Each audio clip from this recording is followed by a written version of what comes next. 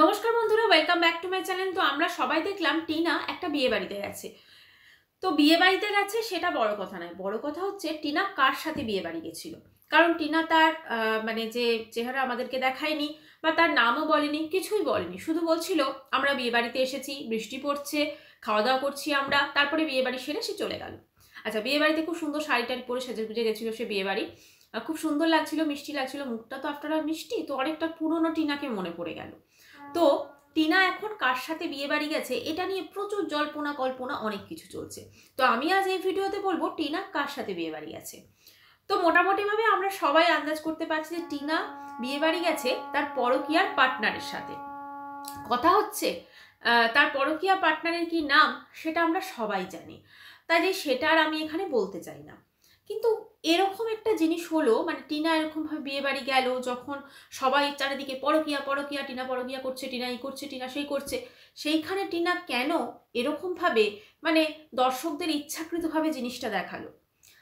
যদি এটা নাটক হয়ে থাকে তাহলে এটা অবশ্যই একটা নাটকের পার্ট।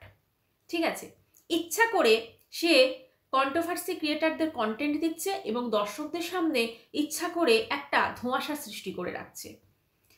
এটা ওই অনেকটা মানে নাও করো, আমাদের নিয়ে আলোচনা সমালোচনা করো, কারণ ওরা খুব ভালো করেই জানে এই আলোচনা সমালোচনা পর্যালোচনার জন্য ওদের ঠিক কিরকম কিরকম রেভিনিউ জেনারেট হচ্ছে। ওর ক্ষেত্রেও যা, সন্দীপের ক্ষেত্রেও তাই।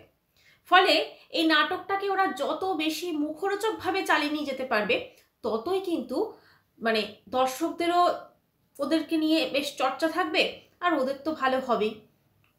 কথা হচ্ছে, যদি ধরুন কার সাথে আমি বিয়েবাড়ি গেছি একজনের সাথে, তো আমি সেখানে তাকে দেখাতে চাইছি না, তাহলে তো আমি পুরোপুরিভাবে তাকে ইগনোর করব। মানে সে মানে ইগনোর মানে কি, মানে আমি তাকে একদমই দেখাবো না, তার প্রেজেন্সটা আমি অনুভবই করাবো না। কিন্তু এখানে ওই অনেকটা ধরি মাছ না ছুঁই পানির মতো আমাদেরকে টিনা মানে বুঝিয়েও দিল ইনডাইরেক্টলি যে ও কার সাথে গেছিল, এবং তার পরবর্তীকালে মানে তাকে দেখালো না।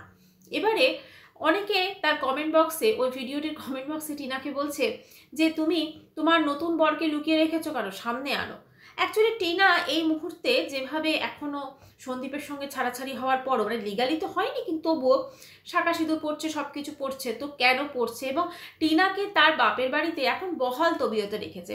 কারণটা হচ্ছে ওই যেহেতু টিনা এখন প্রতি মাসে ধরুন লাখ লাখ টাকা ইনকাম করছে, বাবা মার ভালোবাসা তো অবশ্যই আছে, তার সাথে কিন্তু সে লাখ লাখ টাকা ইনকাম করছে, এবং কিছুটা অংশ তো অবশ্যই সে তার বাপের বাড়িতে বিভিন্ন ধরুন খাওয়া দাওয়া বা এগুলোতে দিচ্ছে।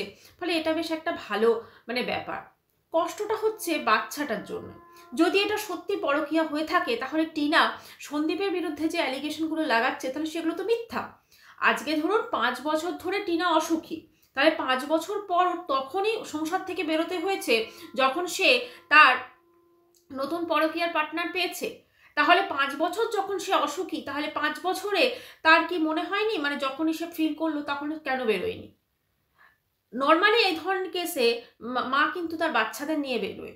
যে মা শ্বশুর বাড়িতে ধরুন অত্যাচারিত হচ্ছে, সে কিন্তু তার বাচ্চাকে নিয়ে সেখান থেকে বেরোয়। কিন্তু এক্ষেত্রে আমরা দেখেছি টিনা শুধু একা চলে গেছে, এবং সে একা চলে গিয়ে রীতিমতো সে একটা কমিউনিটি পোস্ট এবং বিভিন্নভাবে সে মানে স্বীকার করেছে যে সে পরকীয়া করছে।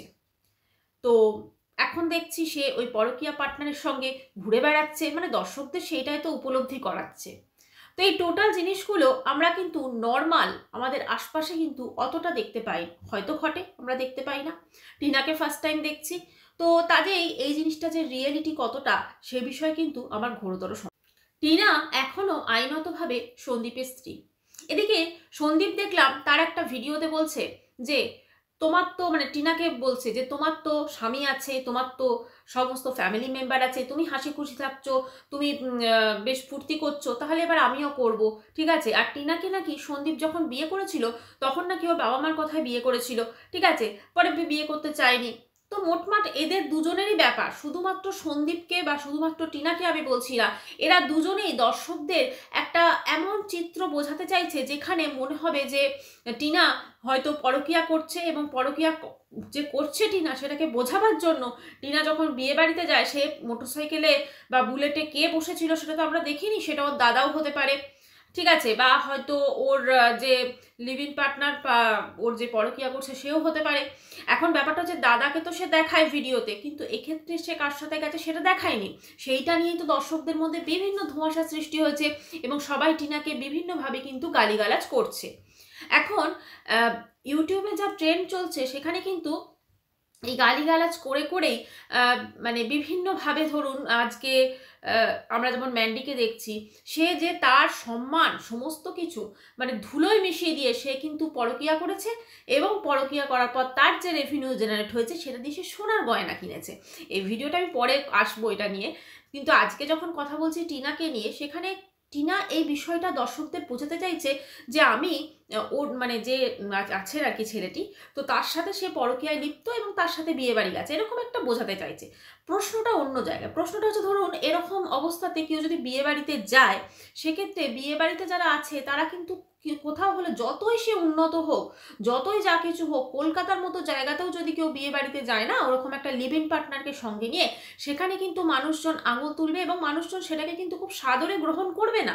বা টিনার সঙ্গে যদি ওই আমি সুদীপ্ত না গুদীপ্ত কি নাম, যাই হোক, তো সুদীপ্তরই যদি ধরুন সম্পর্ক থাকে, যদি ধরুন একটা পরকীয়ার সম্পর্ক থাকে, তাহলে সে যদি ধরুন ওরকমভাবে খুল্লাভাবে যদি একটা কোনো বিয়ে বাড়িতে যায়, সেটা কি যেতে পারবে? মানে এতটা কি খুল্লা যেতে পারবে? আজকে দেখুন আমরা শোভন বৈশাখীকে দেখি, অশোভন কালবৈশাখী, তো এই অশোভন কালবৈশাখী যখন কোথাও একটা যায়, সবাই কিন্তু বেঁকা চোখে তির্যক চোখে কিন্তু তাদের দিকে দেখে। ওরা কিন্তু সত্যিকারের পরকীয়ার পার্টনার, ঠিক আছে, যাই হোক সবাই কিন্তু বেঁকা চোখে দেখে।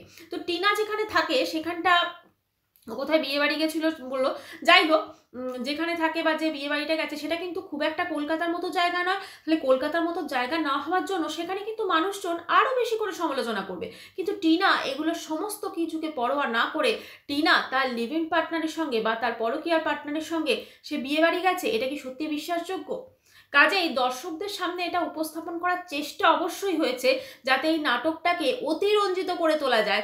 এবং আমার যেটা মনে হয় যে কোনো মা সে যত খারাপই হোক সে কখনো সন্তানকে ছেড়ে এভাবে আনন্দ ফুর্তি করতে পারে না, ঠিক আছে, অসম্ভব, করতে পারে না। সে তার সন্তানকে ছেড়ে সেজেগুজে একটা বিয়ে বাড়িতে যেতে পারে না, বা যে বিয়ে বাড়িতে গেছে সেখানে তাকে লোকজন খুব একটা সাদরে গ্রহণ করতে পারে না। এর পিছনে হয়তো অন্য কোনো স্টোরি আছে বা অন্য কি আছে, বা আমরা হয়তো যেটা ভাবছি হয়তো সেটাই আছে। এই সব কিছু তো নিয়ে অবশ্যই আমার আলোচনা থাকবে পরবর্তী ভিডিওতে। তো আজকের ভিডিওটা কেমন লাগলো বন্ধুরা? যদি ভালো লেগে থাকে তো অবশ্যই করে চ্যানেলটি সাবস্ক্রাইব করার অনুরোধ রইল। আমি আবার দেখা করছি নেক্সট ভিডিওর সঙ্গে। ততক্ষণ জন্য বাই, সবাই খুব ভালো থাকবেন। আজকে আমি একটু সন্ধ্যাবেলা যাচ্ছি বিয়ে বাড়িতে, তো সেজে গুজে এইভাবে, বৃষ্টি হচ্ছে যেহেতু সকাল থেকেই, তো এইভাবেই যাওয়া হচ্ছে বিয়ে বাড়িতে। তো আমি যে বিয়ে বাড়িতে যাচ্ছি এটা হচ্ছে আমার এক বন্ধুর রিসেপশন পার্টিতে, ঠিক আছে, চলো যাওয়া যাক। সেজে গুজে এসছিলাম, কি অবস্থা হয়েছে, পুরো গোলে টোলে একাকার অবস্থা সব। বেশ সুন্দর রাস্তা দিয়ে আমরা যাচ্ছি, একদম ঠান্ডার মধ্যে, তারপরে আবার বৃষ্টি, মানে বুঝতেই পারছো।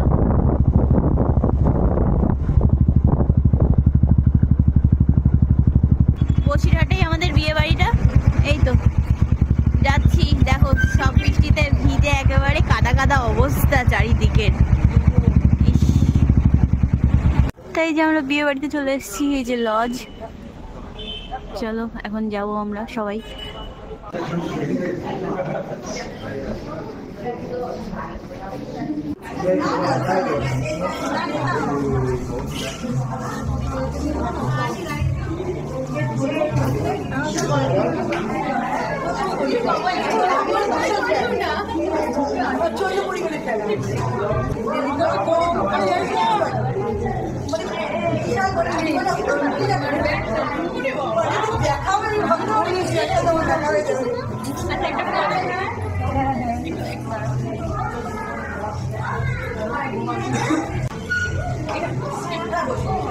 এখান থেকে নিয়ে নিলাম পাকোড়া, এই যে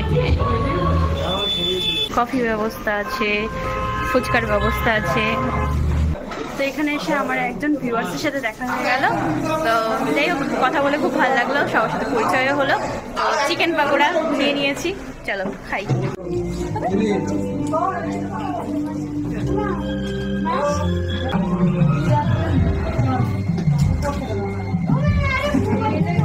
তো এখানে কফির কাউন্টারে চলে আসলাম, কফি নেব। তো এটা আমার। তা আজকের জন্য কিন্তু আমি আমার কোচ ম্যামের কাছ থেকে পারমিশন নিয়ে নিয়েছি। আজকে চা, কফি, পকোড়া সবই আমি খেতে পারবো। হ্যাঁ, সকালবেলা আমি একটু ওয়ার্কআউটটা বেশি করে নেব, তাহলেই হয়ে যাবে। আর একটু মেনটেন করতে হবে, এই তো। তো সবাই এখানে আসছে, বউকে প্রেজেন্টেশন দিচ্ছে। আর ওই যে নতুন বউ ওখানে দাঁড়িয়ে আছে, বেচারি অনেকক্ষণ থেকে দাঁড়িয়ে আছে, একটু বসতেও পারছে না। ফটোগ্রাফাররা ফটো তোলার জন্য ওকে বারবার করে দাঁড় করিয়ে দিচ্ছে। তো এখানে সবাই আর কি বসে আছে।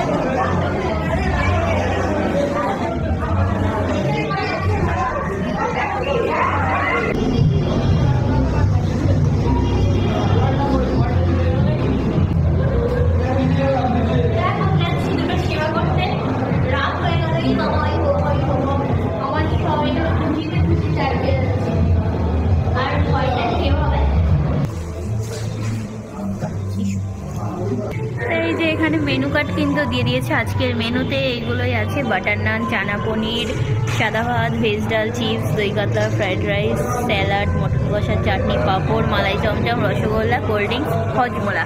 শুভরাত্রি। তার বেশ অনেক কিছু মেনুতে আছে।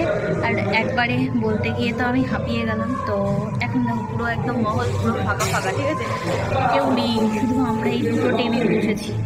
ওইদিকে ক্যাটারিং হচ্ছে আর এইদিকে পুরো ফাঁকা টেবিলগুলো, কি অবস্থা।